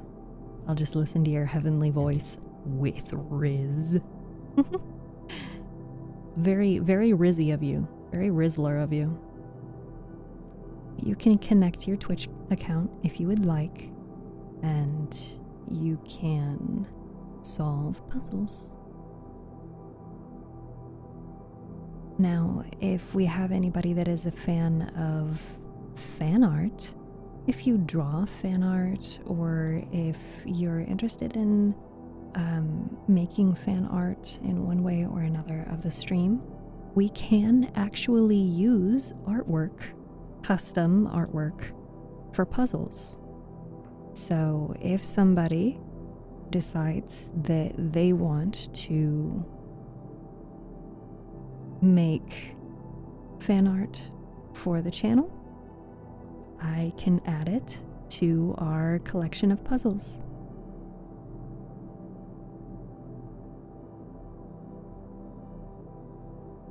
Oh, that reminds me. Hadoken had created a sound clip. Where was it? Okay, there it was. I just need to copy the text, I think. I hope. Yeah, there we go. So I can add that to my... Yep, I can add that to my... Oh, it's getting good! Yeah, that. I can add that.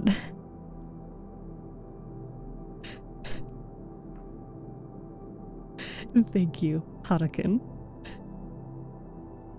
It's my own voice. If nobody recognized that, it's my own voice saying, "Oh, it's getting good." We were reading some smut. If you weren't here for that, if you weren't here for the time that quote happened, I believe that was last month when we were reading For Her Sake. And again, if you'd like to listen to the VODs where you get to hear that quote, you can check the VODs on YouTube.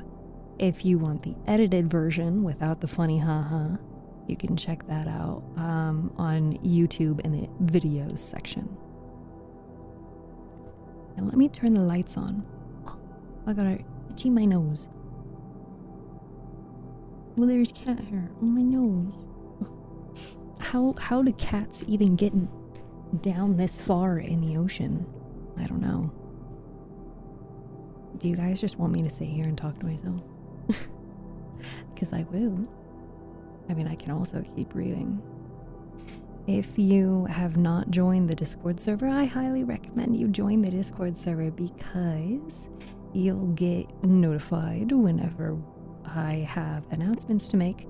You will also get notified when I go live on Twitch, and you will get notified every so often, like every other day-ish, when I upload a new YouTube video.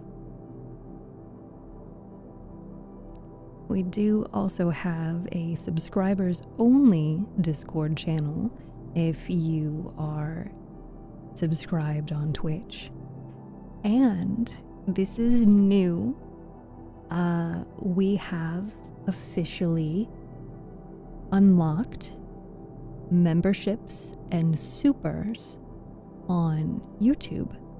So if you would like to subscribe on YouTube, like subscribe a monthly amount, other platforms call it subscribe. YouTube calls it memberships. If you want to become a member. Thank you for the kisses, Snowy. Welcome. Thank you so much for being here. Thank you for the kisses. I feel so loved. If anybody is interested in monthly contributing to the YouTube channel, that is now unlocked.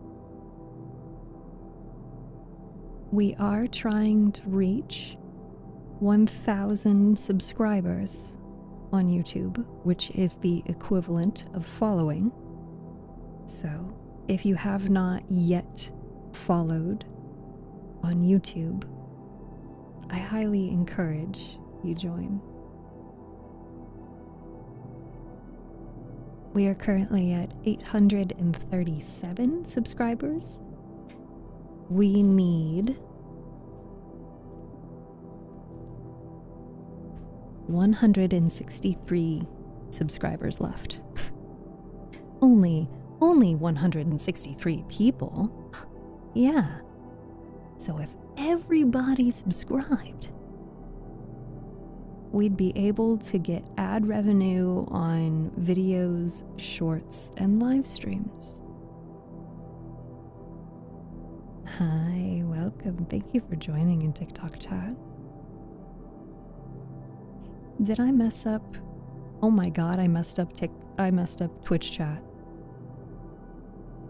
I messed up Twitch chat. I'm so sorry. I had to scroll back. Hold on. Let me explain myself. Caught. Let me explain myself. I wasn't reading Twitch chat because I messed up. I scrolled up in Twitch chat, and because I scrolled up, it stopped reading the rest of chat. So now I have to catch up on chat. I'm so sorry.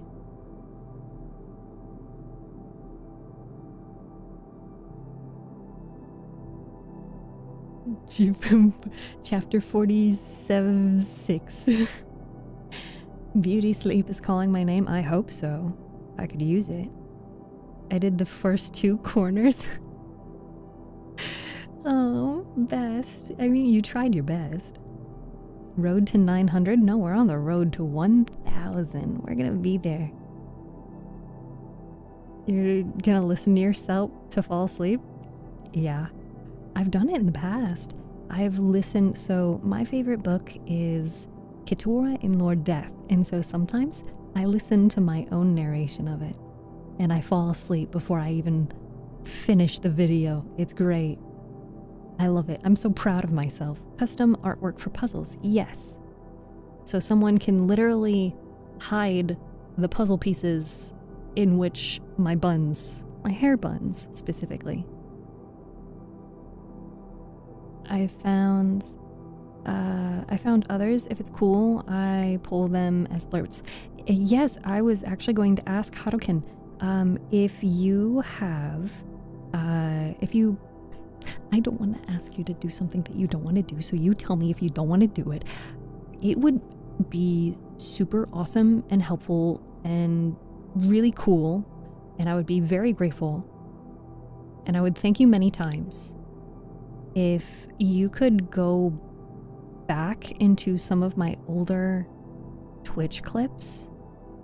Well, I say older, but just like look at my Twitch clips and find odd, like sound bits that you think should be blurbs, because I'd really love to add more sounds to the blurb library. Silence. Thank you so much for joining. Thank you so much for being here. Welcome. Stay as long as you can. I love listening to your voice. Thank you very much. I'm basically falling asleep. Have a good night, best of. And don't forget, guys, when people do go to sleep, !GN to say goodnight. Hi, Yoshi. Welcome back. Too late. I already left chat because you didn't respond immediately. I cry. Fine. I cry myself to sleep. It's fine. Math. Yes, I can do quick math. Not rating us. Steph's getting too famous. Too famous? Are you kidding? We haven't even gotten partner yet. You have to be in the top 0.00105? Top 0.005, I think, to be famous. And maybe even not that. I did share Steph's stuff on my Instagram. Yes, you did.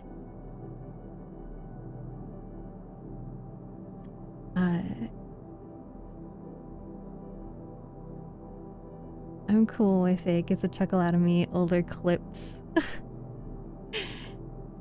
I also wasn't about to wait for the fight scene on chapter 46.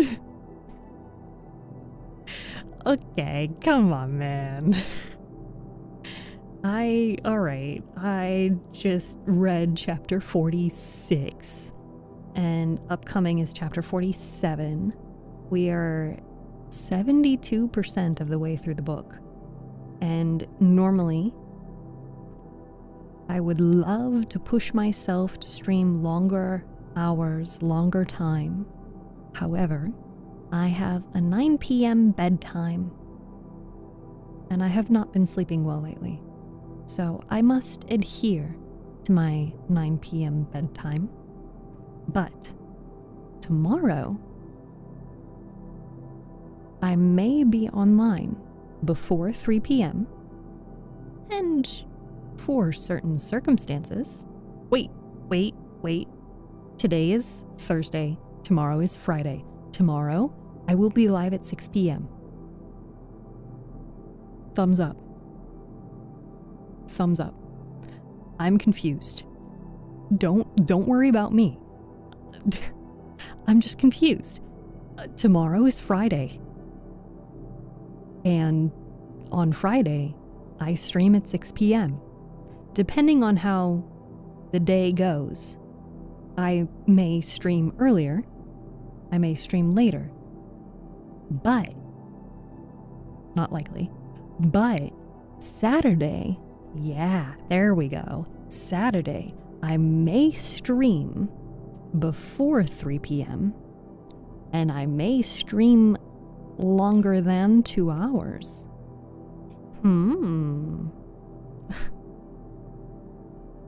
9 p.m. here, it's 1:30 a.m. Yeah, it's currently 8:30. So, America. I wake up for work in 3.5 hours. I don't think I need bedtime. No, it sounds to me like you need a Red Bull. And maybe a bowl of cereal, a slice of cheese, a slice of bread, a handful of almonds. What else gives you energy? A White Monster and Cheerios. Applesauce. I like applesauce. There's work to be done. I'll catch you later. No problem, Khalil. Thank you so much for being here. I appreciate your support. Well, my glorious, beautiful fishies, it is that time in which we must part from each other. I truly hope you enjoyed the stream today and that you enjoyed the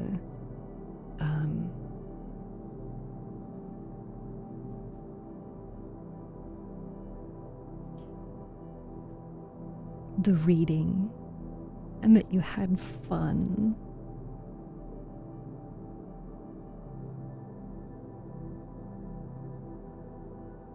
Let me see who I know to raid into.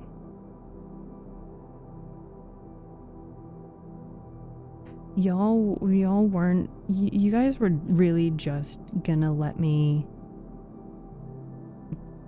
be absolutely goofy and forget, yeah, take a cold shower, and hate every moment of it, but do that. You guys were really gonna let me think that today was Friday? Pride and Prejudice is the best Christmas movie? There's Christmas in it? Hi, Zip. Hi. Oh, you guys were gonna keep you okay. You were gonna let me continue being goofy.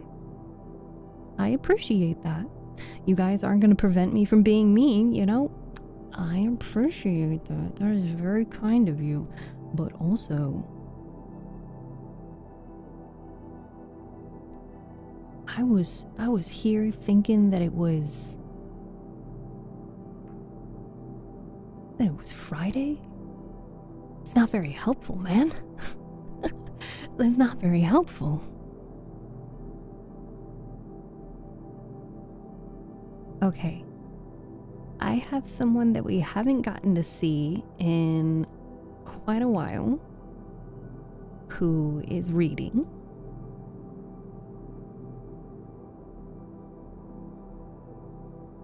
Let me take a quick look.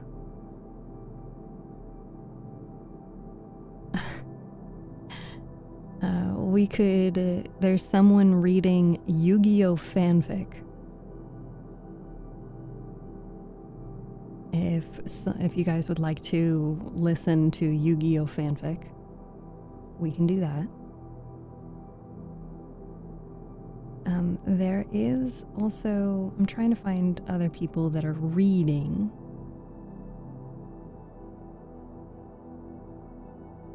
Hey, Cameron. My interest is piqued. Yu-Gi-Oh fanfic? Yes, sir. It's Friday for me work-wise. No comment. Thank you, Thombert. Much appreciated. It's technically Friday for me now. Well, thank God it's Friday. Hi, Canadian. Thank you so much for joining us today. Wow. I want to take one last look at our fishies. Do you guys want to take a selfie? Oh my God, it's been so long since we've took a selfie. I think that we should take selfies more often, especially since we're doing a partner push. What do you guys think? Oh, I'm getting abused by bits. Oh. Oh. Here, I can move my butt.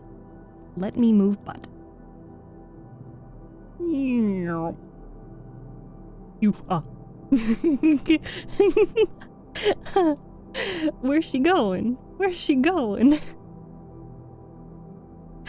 She's so silly.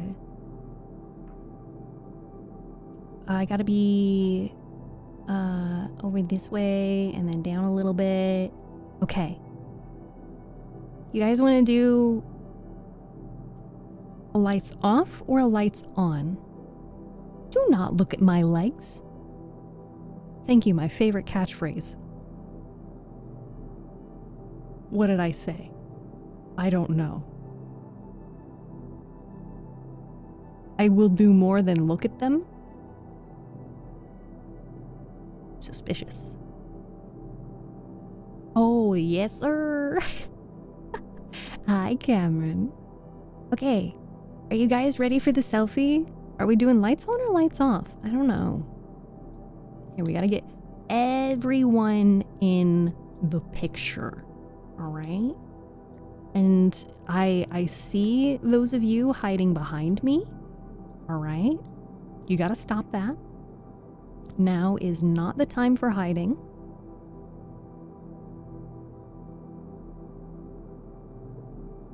Okay. Respectfully looking at the hair buns.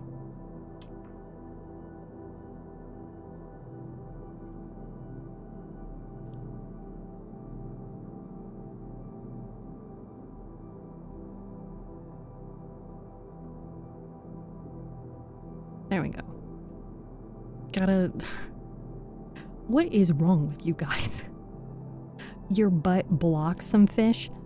What do you want me to do? Okay? My butt is big. Here, I can just...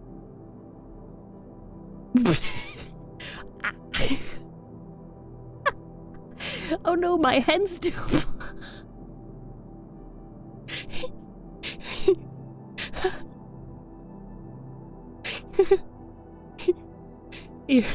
There.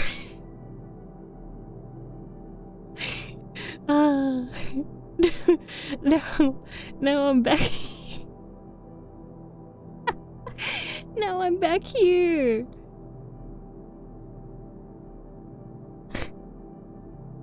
Is this Harukin? What the hell, man? I'm just trying to fit in the selfie. Oh, thanks, Harukin. You moved out of the way. Okay. Are you guys ready? Don't blink. 3, 2, 1. Hold on, I wasn't looking in the right direction.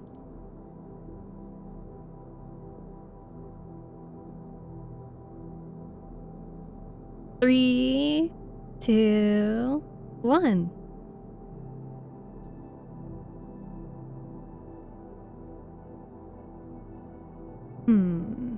Do I like that one? I like that one.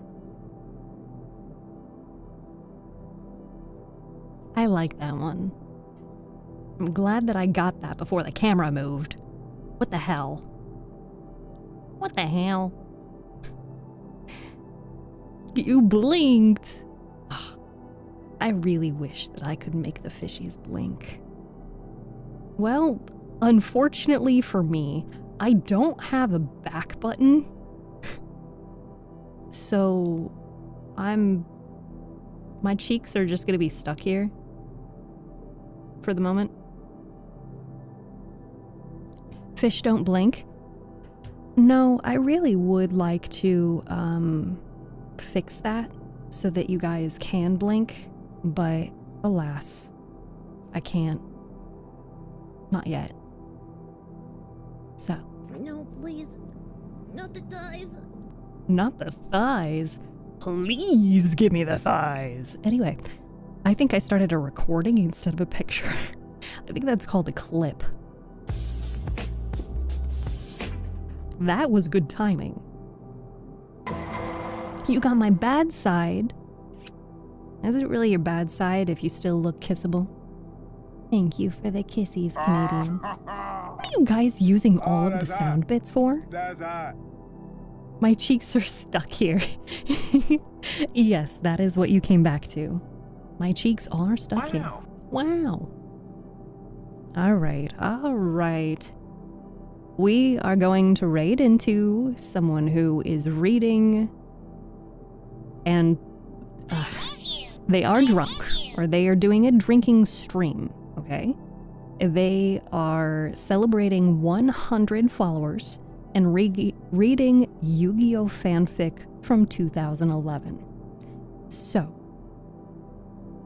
without further ado, please behave yourselves, be supportive, have a good time, represent this community well. If you miss me and my voice, worry not. You can see my YouTube channel and my YouTube videos at any time. but I will also be back at 6 p.m. Eastern Time Zone tomorrow night, because it'll be Friday for me.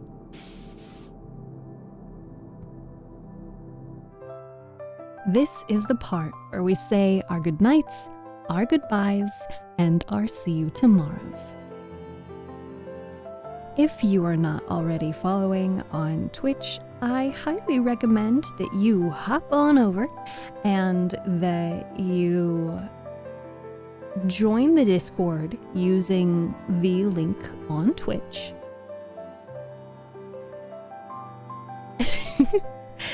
And I think I've already said my whole spiel. Exclamation point, good night, and tell your fellow fishies good night. Sleep well. Don't forget to drink water, eat food, be kind to yourself and others. Touch grass. Tell people that you love and you care about them. The music is already repeating and I'm not ready. Don't worry about it. And again, please do leave a lurk in the stream that we are raiding into. Be kind to them, and just in overall, don't miss me too much.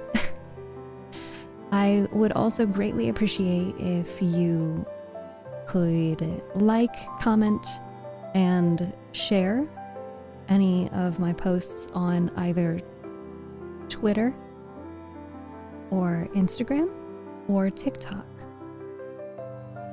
But again, copy the raid message. Thank you, anxiety. Copy the raid message and make sure to paste it in the stream that we are heading to. Okay, I've said my spiel. I've done my piece. I will see you guys tomorrow.